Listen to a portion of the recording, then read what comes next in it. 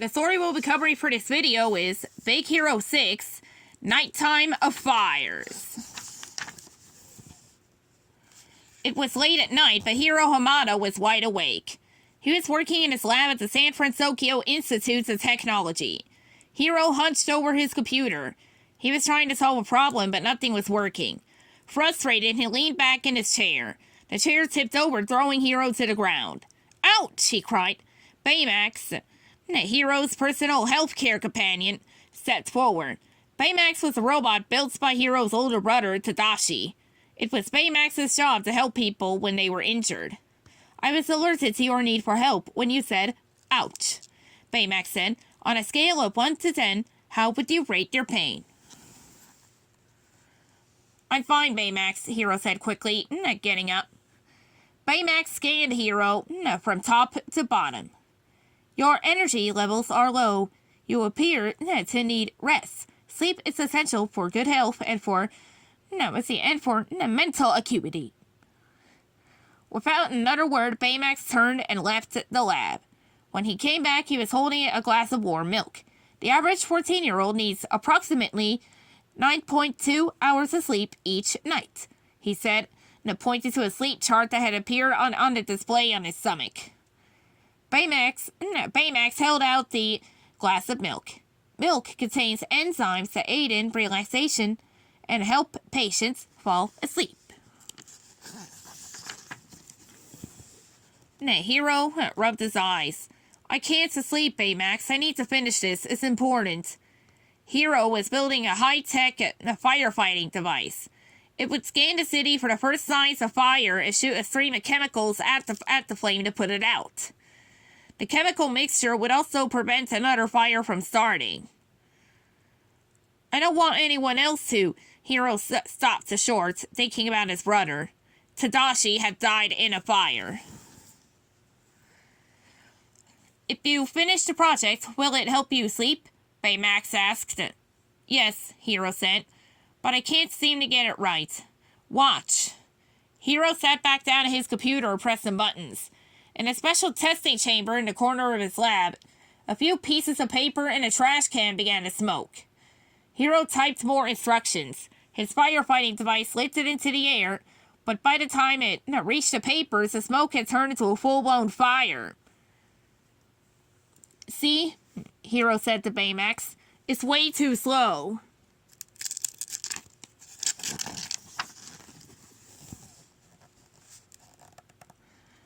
The device sprayed a green liquid at the can. The fire sputtered out, but a horrible odor filled the air. The container was melting. "Plus, the spray is so strong that it ruins everything it touches," Hiro said. He entered the testing chamber to examine the damage and accidentally stepped in the metal plastic.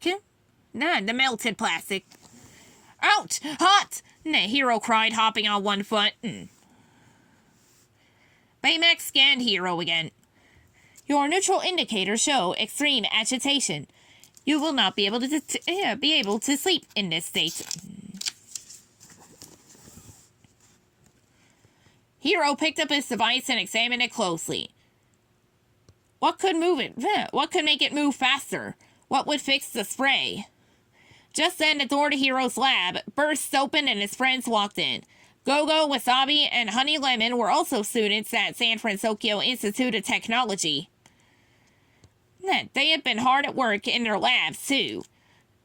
Their friend Fred had been hanging out with them, along with Hiro and Baymax. They formed the superhero group Big Hero 6. "Hey, man," Fred said. "Looks like you could use some help."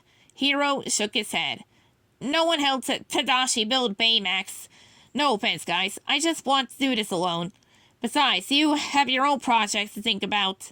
Hiro held open the door to his lab and waited for his friends to leave. Then he shut the door behind him and locked it.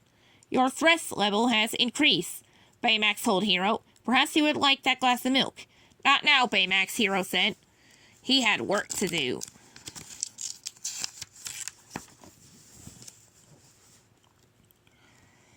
Hiro mixed chemicals together and worked up a new model. Then he placed the device back in the testing chamber. In the chamber, a piece of wood began to glow red hot. The new device tracked the smoke and sprayed the burning ember. With a hiss, the fire went out. Not bad, Hiro said. Suddenly, the wood burst into flames. Hiro pressed the button. Water poured down, putting the fire out. Outside the lab, Hiro's friends watched as he tried dozens of different devices and chemical combinations. Finally, Baymax stepped in front of Hiro. Studies show that brainstorming with friends is useful when solving problems, he said. Hiro looked at his friends. You're right, Baymax. Let them in. Baymax opened the door and Go-Go, Honey, Fred, and Wasabi fell into the room in a jumbled heap. Fred popped up first. He put his arm around Hiro. We were Tadashi's friends too, he said. We want to help. Looking at Fred's lopsided grin, Hiro couldn't help smiling back. The rest of the guys have some great ideas, Fred continued. Take a look at some of the stuff they've come up with. Go-Go flung a silvery disc, which whirled quickly around the room.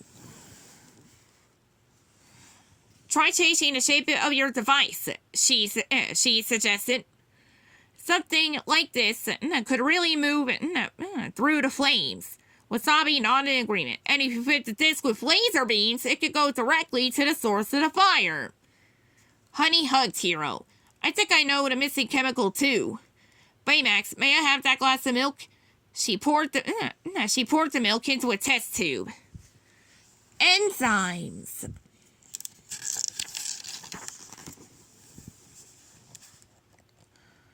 Using his friend's suggestions, Hiro built a new device. He couldn't wait to try it out. Ready, Hiro said, placing a device in the testing chamber. Hiro tapped his keyboard, and a pile of papers in one corner of the chamber began to smoke. He hit his keyboard again, and another fire lit in the opposite corner.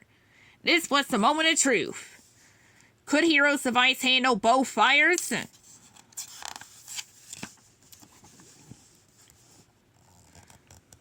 Hiro's device flew through the air, using its lasers to find the source of the first fire.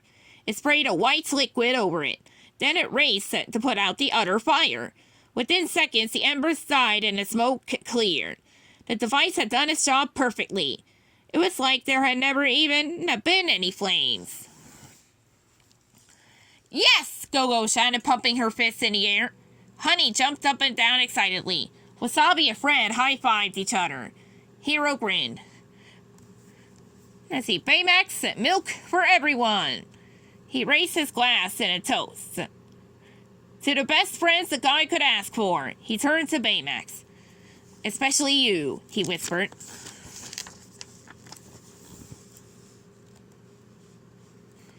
As the sun began to rise, Hiro yawned.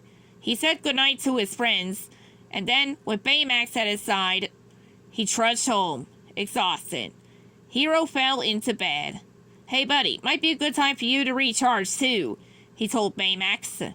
Satisfied, Baymax stepped into his case to recharge. He had done his job. The end.